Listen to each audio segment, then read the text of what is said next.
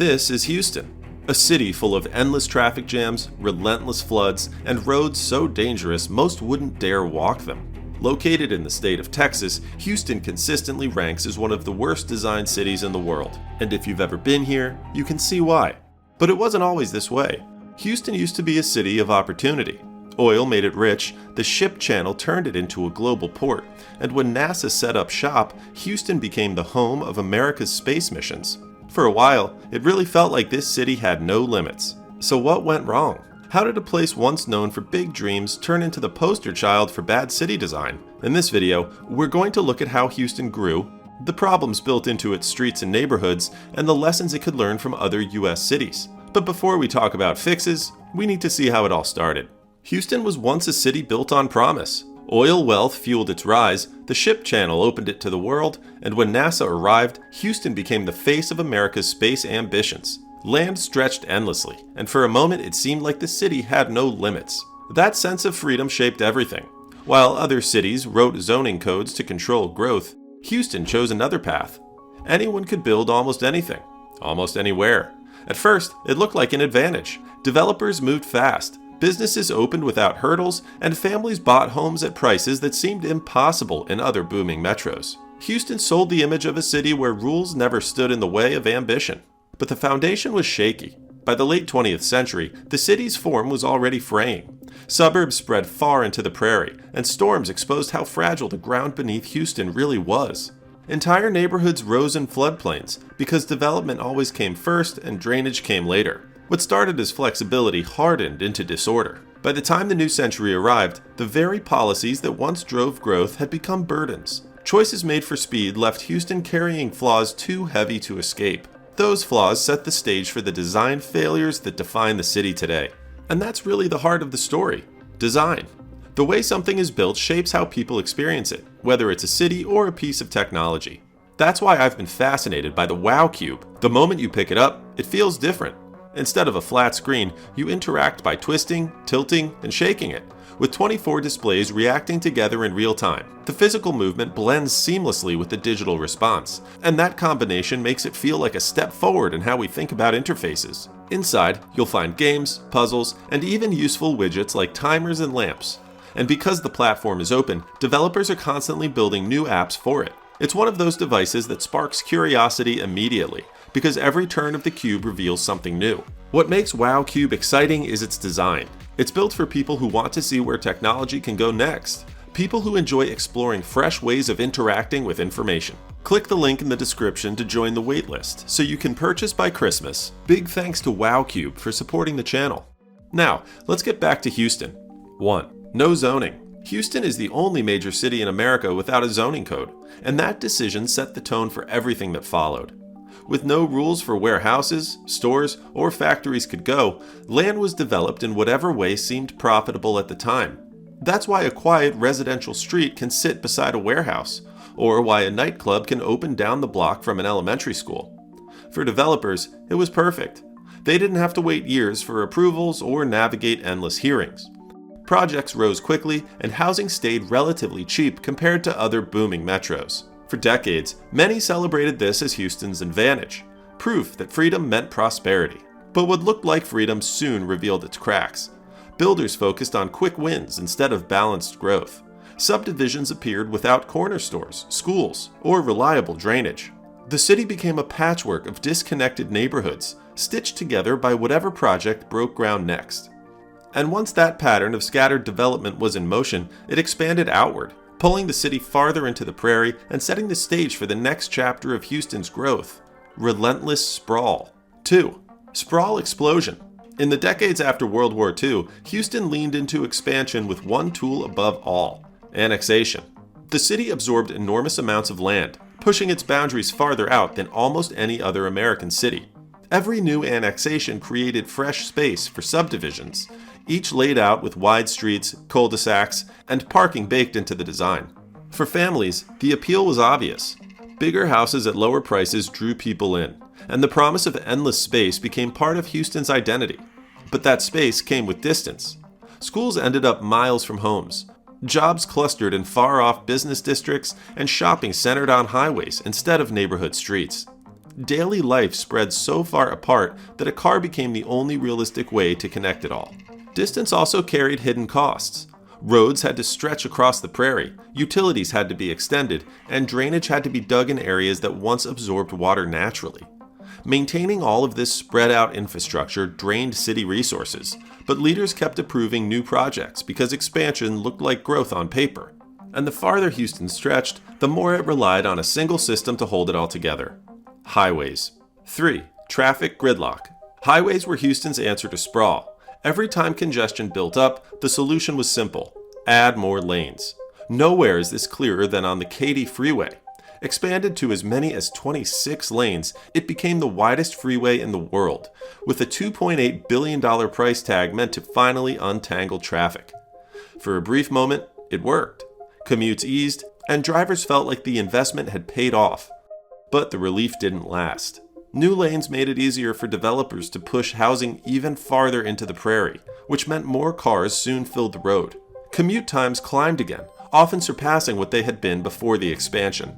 This cycle, known as induced demand, became Houston's defining pattern. Each expansion looked like progress, but guaranteed heavier congestion in the future. Residents found themselves driving longer distances on wider roads, only to spend more time stuck in traffic. And all of that pavement magnified one of Houston's oldest and most dangerous problems: flooding. 4. Flooding crisis. Houston's landscape has always been flood-prone. The city sits on flat, low-lying ground where bayous naturally meander through prairies and wetlands. For centuries, those prairies absorbed heavy rains like sponges. But as subdivisions replaced grasslands with concrete and asphalt, that protection vanished. Rainwater now races off rooftops and parking lots straight into bayous and storm drains. At first, engineers believed they could keep pace. Channels were dug, reservoirs were built, and roads were designed to double as drainage routes. But storms kept coming harder, while development never slowed down. Tropical Storm Allison in 2001 left 70,000 homes underwater. The Memorial Day and Tax Day floods of the 2010s added thousands more. And in 2017, Hurricane Harvey dumped 50 inches of rain on the city in just a few days, damaging or destroying more than 200,000 homes. What Harvey revealed was devastating but unsurprising. Houston had allowed entire neighborhoods to rise inside floodplains, often marketed as safe until the water arrived. Protection always lagged behind development, and families only discovered the risk once their homes filled with water. Even after disasters on that scale, Houston didn't abandon its car-first model. Cars remained the only real option, which exposed another flaw in the city's design: a transit system too small to compete. 5. Public transit collapse. While billions flowed into highways, Houston's transit system fell behind. The bus network covers wide ground, but routes are slow and designed mainly to funnel people into downtown. Trips across the suburbs can take hours. Light rail arrived in 2004, raising hopes that Houston might build a system to rival its size. But the network remained tiny.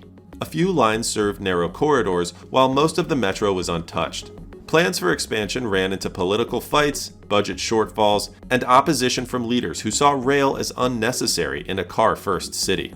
That left transit trapped in a loop. Because service was limited, ridership stayed low. Because ridership was low, funding stayed scarce. And without funding, the system never grew enough to compete with driving.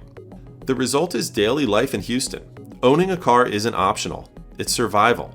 And when millions of people depend on cars, the design of streets takes on life or death consequences. 6. Safety failures. Houston's streets were built for speed, not for people. Arterial roads cut through neighborhoods with 6 or more lanes, few crosswalks, and sidewalks that often end suddenly. Slip lanes let cars turn without slowing much, while wide lanes encourage drivers to push well past the posted limit. This design shows up in the numbers. Hundreds of people die in crashes every year, and pedestrian fatalities have reached record highs. The danger is baked into roads that treat safety as secondary to flow. For residents who walk, bike, or ride transit, this creates constant risk. Even short trips mean crossing intersections that feel more like freeway ramps than community streets. Living without a car in Houston is both unsafe and not realistic. And that unsafe design affects more than commutes. It filters down into how neighborhoods themselves are built and how people connect with each other. 7.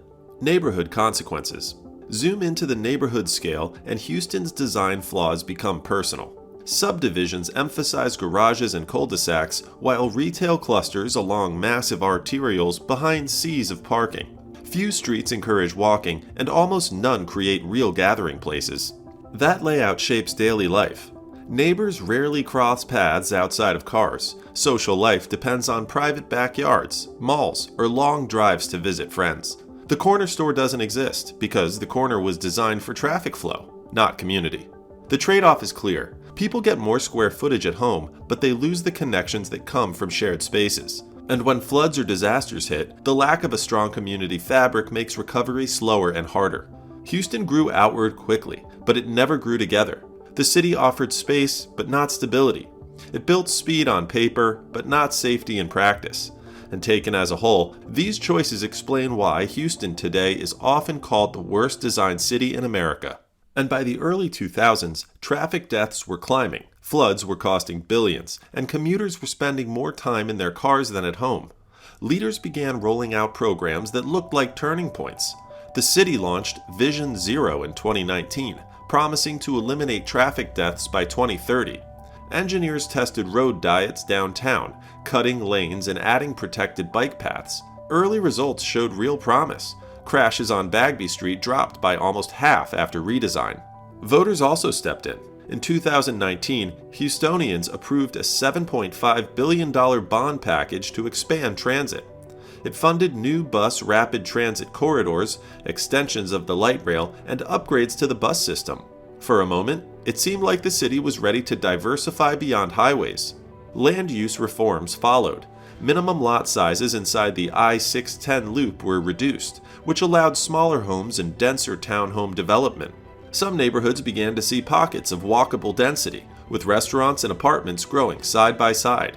Houston also experimented with complete streets policies that required new projects to consider pedestrians, bikes, and transit alongside cars. But change never came easy. The Vision Zero program struggled with follow-through. Political turnover slowed projects, and by 2024, the new administration rolled back several safety-focused redesigns. Some leaders argued road diets caused more congestion, even as data showed they reduced crashes. Transit expansion also stalled, with bus rapid transit routes facing delays and retail extensions cut back. And while lot size reform added density in central neighborhoods, it did little to reshape the sprawling suburbs, where most Houstonians still live. In other words, progress arrived in fragments. Some streets became safer, some districts more walkable, and some transit options more reliable. But the overall system stayed the same. The highway-first mindset kept its grip, and each effort at reform collided with decades of car-based growth already set in concrete. That leaves Houston in a strange place. The tools for improvement exist, but they've been applied unevenly. Which raises the question, if Houston has struggled to escape its past, what would it look like if a city had actually planned the opposite way from the start? If Houston is the example of what happens without a plan, Portland shows what happens when a city sets one. In the 1970s, Oregon passed a law that required cities to draw an urban growth boundary, a hard line where development had to stop. That one rule changed the trajectory of Portland. Instead of spilling endlessly into farmland and floodplain, growth had to stay compact. With sprawl contained, Portland focused on what filled the space inside. Neighborhoods were designed to mix housing with shops, offices, and schools, so people didn't have to drive for every trip. Sidewalks were included on most streets. Bike lanes spread across the grid. Public squares and local businesses gave residents places to gather without getting on the highway. The city wasn't perfect, but the design made life easier to navigate. Transit became the backbone that tied it all together. Light rail linked suburbs to downtown, while streetcars and buses kept neighborhoods connected. Because land use supported it, because people actually lived near stations, ridership grew. Portland showed that when you invest in alternatives to driving and design the city around them, those alternatives can thrive. The results speak clearly. Portlanders drive fewer miles, spend less time stuck in traffic, and have more options for how to get around. Neighborhoods feel more connected, and while housing affordability is now a challenge, the city's framework for walkability and transit gives it flexibility to adapt. Portland demonstrates the power of rules that shape growth. By drawing a boundary, building density, and prioritizing transit, Portland created a system where people have choices. Houston, with its patchwork design, has almost none. And that is the lesson. Cities don't have to be locked into car dependence and sprawl. The tools exist, and another American city has already proven they can work. Houston was once a city built on promise. Oil wealth made it an energy capital, the ship channel turned it into a global port, and NASA gave it a place in history. But the freedom that fueled its rise also carried its downfall. Growth without limits delivered sprawl, flooding, and traffic that no highway could fix. What began as flexibility hardened into chaos, leaving the city trapped in its own design. Yet solutions exist. Europe has shown how transformation can be built smarter, safer, and more sustainable. So what can America learn from them? Click here to find out.